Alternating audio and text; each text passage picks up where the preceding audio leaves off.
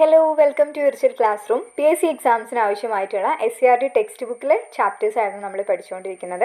ഇന്ന് നമ്മൾ നോക്കുന്നത് 8ാം ക്ലാസ്സിലെ ബേസിക് സയൻസിലെ 2ാമത്തെ ചാപ്റ്ററാണ്. ചാപ്റ്ററിൻ്റെ പേര് കോശജാലങ്ങൾ എന്നാണ്. ഫസ്റ്റ് ചാപ്റ്റർ നമ്മൾ ഓൾറെഡി കവർ ചെയ്തിട്ടുള്ളതാണ്. നിങ്ങൾ കണ്ടിട്ടില്ലെങ്കിൽ കണ്ടു നോക്കുക കേട്ടോ, പ്ലേലിസ്റ്റ് ആയിട്ട് ആഡ് ചെയ്തിട്ടുണ്ട്. ഇപ്പോൾ ഈ ഒരു ചാപ്റ്ററിൽ നിന്ന് നമുക്ക് എന്തൊക്കെയാണ് PSC റിലേറ്റഡ് ആയിട്ട് എന്തൊക്കെയാണ് പഠിക്കേണ്ടതെന്നുള്ളത് നോക്കാം. ആദ്യം തന്നെ ഒരു ഇമേജിൽ നമ്മുടെ കോശങ്ങളുടെ വിവിധ ഡിവിഷൻസ് കൊടുത്തിട്ടുണ്ട്. പേശികോശങ്ങൾ, അസ്ഥികോശങ്ങൾ, നാഡീകോശങ്ങൾ, രക്തകോശങ്ങൾ, അങ്ങനെ വിവിധ തരത്തിലുള്ള കോശങ്ങളാണ് മനുഷ്യ ശരീരത്തിലുള്ളത്. കോശങ്ങളിലെ വൈവിധ്യം. മനുഷ്യ ശരീരത്തിൻ്റെ ഓരോ ഭാഗവും വിവിധ തരത്തിൽപ്പെട്ട കോടിക്കണക്കിന് കോശങ്ങൾ കൊണ്ടാണ് നിർമ്മിച്ചിരിക്കുന്നത്. നാഡീകോശങ്ങൾ, പേശികോശങ്ങൾ, രക്തകോശങ്ങൾ, അസ്ഥികോശങ്ങൾ എന്നിങ്ങനെ മനുഷ്യ ശരീരത്തിൽ 200ഓളം വ്യത്യസ്ത ഇനം കോശങ്ങളുണ്ട്. നമ്മൾ ഓൾറെഡി പറഞ്ഞു, 200ഓളം വ്യത്യസ്ത ഇനം കോശങ്ങൾ നമ്മുടെ ശരീരത്തിൽ കാണപ്പെടുന്നുണ്ട്. അതിൽ ചിലതാണ് പേശികോശങ്ങൾ, നാഡീകോശങ്ങൾ, രക്തകോശങ്ങൾ, അസ്ഥികോശങ്ങൾ എന്നിവയൊക്കെ. ഇനി കലകൾ അഥവാ ടിഷ്യൂസ് എന്താണെന്ന് വെച്ചാൽ, ഒരേ കോശത്തിൽ നിന്ന് രൂപപ്പെട്ടതും ഒരു പ്രത്യേക ധർമ്മം നിർവഹിക്കുന്നതുമായ സമാന കോശങ്ങളുടെ കൂട്ടമാണ് കലകൾ. ഒരേ കോശത്തിൽ നിന്ന് രൂപപ്പെട്ടതും ഒരു പ്രത്യേക ധർമ്മം നിർവഹിക്കുന്നതുമായ സമാന കോശങ്ങളുടെ കൂട്ടത്തെയാണ് നമ്മൾ കലകൾ എന്ന് പറയുന്നത്. ബഹുകോശ ജീവികളായ ജന്തുക്കളിലും സസ്യങ്ങളിലും വിവിധ ഇനം കലകളുണ്ട്. വൈവിധ്യമാർന്ന ശാരീരിക ധർമ്മങ്ങൾ കാര്യക്ഷമമായി നിർവഹിക്കുന്നതിന് കലകളുടെ ഒന്നിച്ചുള്ള പ്രവർത്തനമാണ് സഹായിക്കുന്നത്.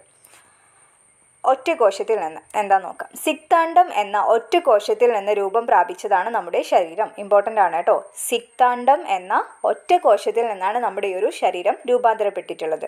സിക്താണ്ഡം തുടർച്ചയായി വിഭജിച്ച് ആകൃതിയിലും വലുപ്പത്തിലും ഉള്ളടക്കത്തിലും വ്യത്യസ്തമായ കോശങ്ങൾ ചേർന്ന ഭ്രൂണമായി മാറുന്നു. ഭ്രൂണകോശങ്ങൾ ക്രമാനുഗതമായി ഘടനയിലും ധർമ്മത്തിലും വൈവിധ്യം കൈവരിക്കുന്നു.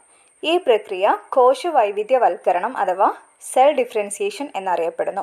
അതായത് നമ്മുടെയൊക്കെ ശരീരം രൂപപ്പെട്ടിട്ടുള്ളത് സിക്താണ്ഡം എന്ന ഒറ്റ കോശത്തിൽ നിന്നാണ്. ഈ കോശം എന്ത് ചെയ്യും, തുടർച്ചയായിട്ട് വിഭജിച്ചിട്ട് അതിന് മാറ്റങ്ങൾ വരും. ആകൃതിയിലും വലുപ്പത്തിലും ഒക്കെ വ്യത്യസ്തമായ കോശങ്ങൾ ചേർന്നിട്ടുള്ളൊരു ഭ്രൂണമായിട്ടത് മാറുന്നു. പിന്നെന്ത് ചെയ്യും, ഈ ഭ്രൂണകോശങ്ങൾ ക്രമാനുഗതമായി പിന്നെയും വിഭജിച്ച് എന്ത് ചെയ്യും, ഘടനയിലും ധർമ്മങ്ങളിലും ഒക്കെ വൈവിധ്യം കൈവരിക്കുന്നു. അങ്ങനെ ഈ ഒരു പ്രക്രിയയില്ലേ, സിക്താണ്ഡത്തിൽ നിന്ന് കോശങ്ങളായിട്ട് മാറുന്ന ആ ഒരു പ്രക്രിയയാണ് നമ്മൾ കോശവൈവിധ്യവൽക്കരണം എന്ന് പറയുന്നത്. സിക്താണ്ഡം എന്ന് പറയുന്നത് വൈവിധ്യവൽക്കരിക്കപ്പെടാത്ത കോശമാണ്. പിന്നെ അത് ഭ്രൂണകോശങ്ങളാവുന്ന സമയത്ത് ഭാഗികമായി വൈവിധ്യവൽക്കരിക്കപ്പെട്ടിട്ടുണ്ടായിരിക്കും. പിന്നീടാണ് അവ പൂർണ്ണമായും വൈവിധ്യവൽക്കരിക്കപ്പെട്ട കോശങ്ങളായ നാഡീകോശങ്ങൾ, അസ്ഥികോശങ്ങൾ, രക്തകോശങ്ങൾ, പേശികോശങ്ങൾ എന്നിവയൊക്കെ ആയിട്ട് മാറുന്നത്. ഇനി നമുക്ക് അടുത്ത് നോക്കാനുള്ളത് വിത്തുകോശങ്ങളെ പറ്റിയിട്ടാണ്. വിത്തുകോശങ്ങൾ അഥവാ സ്റ്റെം സെൽസ് എന്താണെന്നുള്ളത് നോക്കാം. ഏതു കോശമായും മാറാൻ കഴിവുള്ള സവിശേഷ കോശങ്ങളാണ് വിത്തുകോശങ്ങൾ. ഇവ മൂലകോശങ്ങൾ എന്നും അറിയപ്പെടുന്നുണ്ട്. അതായത് ഏത് കോശമായിട്ട് വേണമെങ്കിലും മാറാനുള്ള കഴിവുള്ള കോശങ്ങളെയാണ് നമ്മൾ എന്ത് പറയുന്നത്, വിത്തുകോശങ്ങൾ എന്ന് പറയുന്നത്. അതിൻ്റെ തന്നെ മറ്റൊരു പേരാണ് മൂലകോശങ്ങൾ എന്നും. ദീർഘമായ വൈവിധ്യവൽക്കരണ പ്രക്രിയയിലൂടെയാണ് വിത്തുകോശങ്ങൾ മറ്റു കോശങ്ങളായി രൂപാന്തരപ്പെടുന്നത്.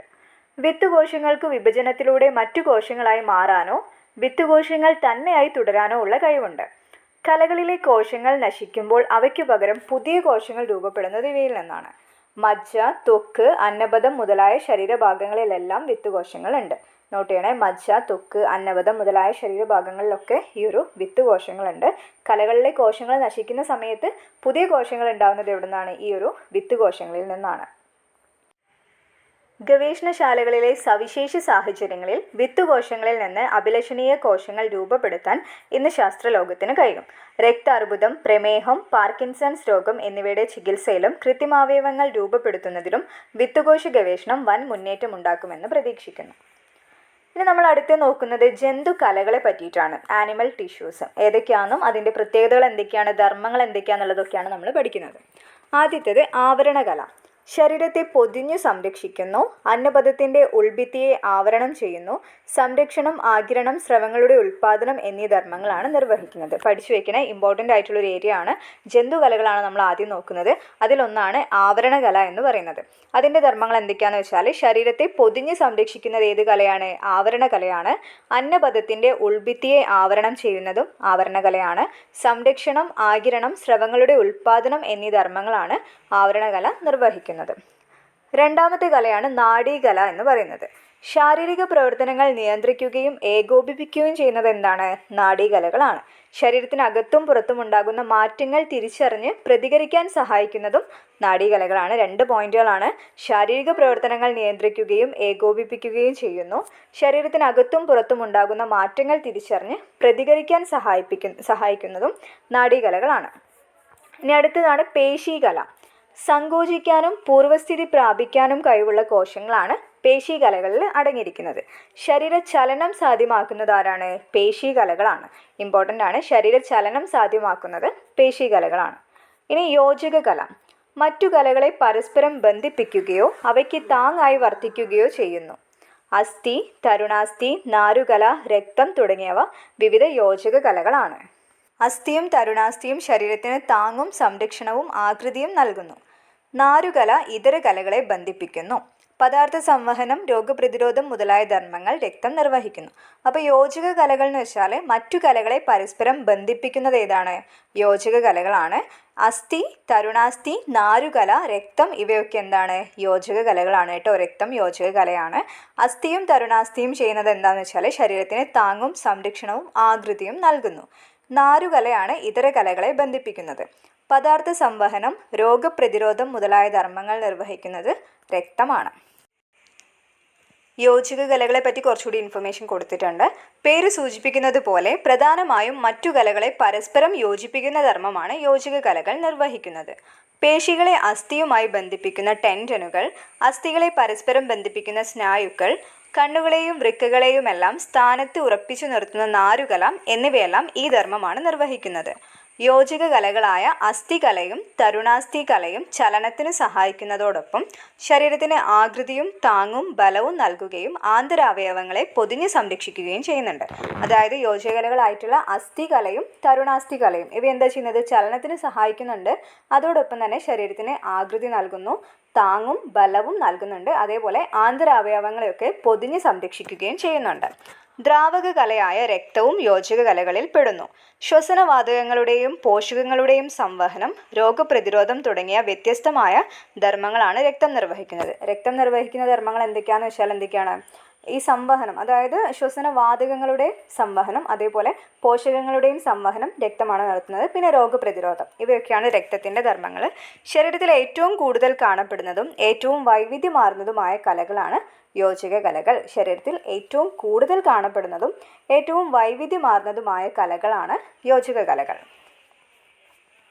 ഇനി മെരിസ്റ്റമിക കലകൾ എന്താണെന്നുള്ളതാണ് പറയുന്നത്. സസ്യങ്ങളിൽ കാണ്ഡത്തിൻ്റെയും വേരിൻ്റെയും അഗ്രസ്ഥാനങ്ങളിൽ കാണപ്പെടുന്ന പ്രത്യേക കോശങ്ങളാണ് മെരിസ്റ്റമിക കോശങ്ങൾ. ഇവയുടെ ത്വരിതഗതിയിലുള്ള വിഭജനം സസ്യവളർച്ചയ്ക്ക് കാരണമാകുന്നുണ്ട്. അപ്പോൾ സസ്യത്തിലുള്ള ഒരു കോശത്തെ പറ്റിയിട്ടാണ് നമ്മളിപ്പം പറഞ്ഞിട്ടുള്ളത്. സസ്യങ്ങളിൽ കാണ്ഡത്തിൻ്റെയും വേരിൻ്റെയും അഗ്രസ്ഥാനങ്ങളിൽ കാണപ്പെടുന്ന പ്രത്യേക കോശങ്ങളാണ് മെരിസ്റ്റമിക കോശങ്ങൾ എന്നറിയപ്പെടുന്നത്. ഇവയാണ് എന്തിന് ഹെൽപ്പ് ചെയ്യുന്നത്? സസ്യവളർച്ചയ്ക്ക് ഹെൽപ്പ് ചെയ്യുന്നത്. ഇനി നമ്മൾ നോക്കുന്നത് സസ്യങ്ങളിലെ കോശങ്ങളെ പറ്റിയിട്ടാണ് കേട്ടോ. നമ്മൾ ആദ്യം പറഞ്ഞത് ജന്തുക്കളുടെ ആയിരുന്നു. ഇനി സസ്യത്തിൻ്റെ ഒരു കാണ്ഡത്തിൻ്റെ ഘടന കൊടുത്തിട്ടുണ്ട്. അതിലേതൊക്കെയാണുള്ളത്? കോളൻ കൈമ, പാരൻ കൈമ, സ്ക്ലീറൻ കൈമ, ഫ്ലോയം, സൈലം ഇവയൊക്കെയാണ് നമ്മളിനി ഡീറ്റെയിൽ ആയിട്ട് പഠിക്കുന്നത്. സസ്യകലകൾ. പാരൻ കൈമ ഫസ്റ്റ് വൺ. ഏറ്റവും ലഘുഘടനയുള്ള കോശങ്ങൾ ചേർന്നത് മൃദുവായ സസ്യഭാഗങ്ങളിൽ കാണപ്പെടുന്നു. പ്രകാശ സംശ്ലേഷണത്തിനും ആഹാര സംഭരണത്തിനും സഹായിക്കുന്നു. അപ്പം പാരൻ കൈമ എന്ന സസ്യകല എന്തിനൊക്കെയാണ് ഹെൽപ്പ് ചെയ്യുന്നത്? ഏറ്റവും ലഘുഘടനയുള്ള കോശങ്ങൾ ചേർന്നതാണ് ഈ ഒരു പാരൻ കൈമ. മൃദുവായ സസ്യഭാഗങ്ങളിലാണ് കാണപ്പെടുന്നത്. പ്രകാശ സംശ്ലേഷണത്തിനും ആഹാര സംഭരണത്തിനുമാണ് സഹായിക്കുന്നത്. രണ്ടാമത്തേതാണ് കോളൻ കൈമ. കോശഭിത്തിയുടെ മൂലകളിൽ മാത്രം കട്ടി കൂടിയ തരം കോശങ്ങൾ ചേർന്നതാണ് ഈ കോളൻ കൈമ എന്ന കല. സസ്യഭാഗങ്ങൾക്ക് വയക്കവും താങ്ങും നൽകുന്നത് കോളൻ കൈമയാണ്. അപ്പം കോശഭിത്തിയുടെ മൂലകളിൽ മാത്രം കട്ടി കൂടിയ തരം കോശങ്ങൾ ചേർന്നതാണ് സസ്യഭാഗങ്ങൾക്ക് വയക്കവും താങ്ങും നൽകുന്നു. ഇനി സ്ക്ലീറൻ കൈമയാണെങ്കിൽ കോശഭിത്തിയുടെ എല്ലാ ഭാഗത്തും ഒരേപോലെ കട്ടി കൂടിയ തരം കോശങ്ങൾ ചേർന്നത് സസ്യഭാഗങ്ങൾക്ക് താങ്ങും ബലവും നൽകുന്നു. സ്ക്ലീറൻ കൈമ കോശഭിത്തിയുടെ എല്ലാ ഭാഗത്തും ഒരേപോലെ കട്ടി കൂടിയ തരം കോശങ്ങൾ ചേർന്നതാണ് സസ്യഭാഗങ്ങൾക്ക് താങ്ങും ബലവുമാണ് നൽകുന്നത്. നെക്സ്റ്റ് വൺ സംവഹന കലകൾ. സസ്യങ്ങളിൽ വേരാഗിരണം ചെയ്യുന്ന ജലവും ലവണങ്ങളും ഇലകളിലേക്കും ഇലകളിൽ നിർമ്മിക്കപ്പെടുന്ന ആഹാരം വിവിധ ഭാഗങ്ങളിലേക്കും സംവഹനം ചെയ്യേണ്ടതുണ്ട്. ഈ ധർമ്മം നിർവഹിക്കുന്നതിന് അനുയോജ്യമായ കോശങ്ങൾ ചേർന്ന് രൂപപ്പെട്ട പ്രത്യേകതരം കലകളാണ് സംവഹന കലകൾ. പലതരം കോശങ്ങൾ ചേർന്ന് രൂപപ്പെട്ടവയാകയാൽ ഇവ സങ്കീർണ കലകൾ എന്നും അറിയപ്പെടുന്നു. സസ്യങ്ങളിലുള്ള 2 തരം സങ്കീർണ കലകളാണ് സൈലവും ഫ്ലോയവും. സംവഹന കലകൾ എന്ന് വെച്ചാൽ വേര് ആഗിരണം ചെയ്യുന്ന ജലവും ലവണങ്ങളും ഒക്കെ എവിടെ എത്തിക്കണം? ഇലകളിൽ എത്തിക്കണം. എന്നിട്ട് ഇലകളിൽ നിർമ്മിക്കപ്പെടുന്ന ആഹാരം എന്ത് ചെയ്യണം? ആ ഒരു സസ്യത്തിൻ്റെ മറ്റു ഭാഗങ്ങളിലേക്കും എത്തിക്കേണ്ടതുണ്ട്. അതിന് സഹായിക്കുന്ന കലകളാണ് ഇത് ഈ ഒരു സങ്കീർണ കലകൾ അല്ലെങ്കിൽ സംവഹന കലകൾ എന്നറിയപ്പെടുന്നത്. 2 തരം സങ്കീർണ കലകളാണുള്ളത്. ഒന്ന് സൈലം, ഒന്ന് ഫ്ലോയം. സൈലം എന്താണെന്ന് വെച്ചാൽ നീണ്ട കോശങ്ങൾ ചേർന്ന് കുഴലുകളായി രൂപപ്പെട്ടിരിക്കുന്നു. വേരാഗിരണം ചെയ്യുന്ന ജലവും ലവണങ്ങളും ഇലകളിൽ എത്തിക്കുന്നത് ആരാണ്? സൈലമാണ്. ദൃഢമായ കോശഭിത്തിയുള്ള കോശങ്ങളായതിനാൽ സസ്യങ്ങൾക്ക് താങ്ങും ബലവും നൽകുന്നു.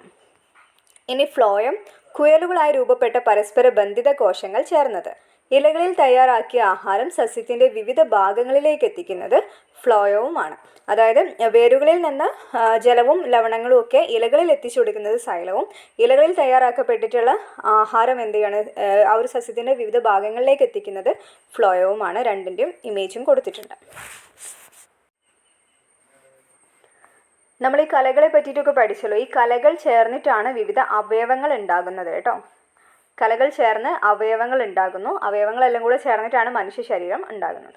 കോശങ്ങൾ ചേർന്ന് കലകളും, കലകൾ ചേർന്ന് അവയവങ്ങളും, അവയവങ്ങൾ ചേർന്ന് അവയവ വ്യവസ്ഥയും രൂപപ്പെടുന്നുണ്ട്. വിവിധ അവയവ വ്യവസ്ഥകൾ ചേർന്നതാണ് ഒരു ജീവി. അവയവ വ്യവസ്ഥകൾ പരസ്പര ബന്ധിതമായി പ്രവർത്തിക്കുമ്പോഴാണ് ഏതൊരു ജീവിക്കും സ്വതന്ത്രമായി നിലനിൽക്കാൻ കഴിയുന്നത്. അവയവ വ്യവസ്ഥകൾ സങ്കീർണമാകുമ്പോൾ ശരീരഘടനയും സങ്കീർണമാകുന്നു. മനുഷ്യരുൾപ്പെടെ ഉയർന്ന തലത്തിലുള്ള ജന്തുക്കളുടെ ശരീരഘടന വിവിധ അവയവ വ്യവസ്ഥകൾ ചേർന്ന് രൂപപ്പെട്ടതാക്കിയാൽ ഏറെ സങ്കീർണമാണ്. അതിൻ്റെ ആ ഒരു ഇതാണ് പറയുന്നത്. അതായത് ആദ്യം ഏതൊരു പദാർത്ഥമാണെങ്കിലും ആറ്റങ്ങളാൽ നിർമ്മിതമാണെന്ന് നമ്മൾ പഠിച്ചിട്ടുണ്ടല്ലോ. അപ്പം ആദ്യം ആറ്റം, അതിൽ നിന്ന് തന്മാത്രയാവുന്നു, പിന്നെ കോശാംഗം, കോശം, കല, അവയവം, അവയവ വ്യവസ്ഥ, ജീവി, ജീവിഗണം, ജീവി സമുദായം. അങ്ങനെയാണ് ആ ഒരു പരിണാമം വരുന്നത്. അപ്പോൾ ഇത്രയേ ഉള്ളൂ നമുക്ക് ഈ ഒരു ചാപ്റ്ററിൽ പഠിക്കാനായിട്ടുള്ളത്. മെയിനായിട്ട് നമ്മൾ പഠിച്ചത് സസ്യകലകളും അതേപോലെ ജന്തുകലകളെ പറ്റിയിട്ടുമാണ്. അതിൻ്റെ ആ പോയിന്റുകളൊക്കെ നിങ്ങൾ എന്തായാലും ഇമ്പോർട്ടൻ്റ് ആയിട്ടും പഠിച്ചു വയ്ക്കാം. അപ്പം വീഡിയോ നിങ്ങൾക്ക് യൂസ്ഫുൾ ആയിട്ടുണ്ടെങ്കിൽ ലൈക്ക് ചെയ്യുക, സബ്സ്ക്രൈബ് ചെയ്യുക, സപ്പോർട്ട് ചെയ്യുക. നമുക്കിനി ബാക്കി ചാപ്റ്റേഴ്സ് കവർ ചെയ്യാനുണ്ട്. Thank you for watching. Happy learning.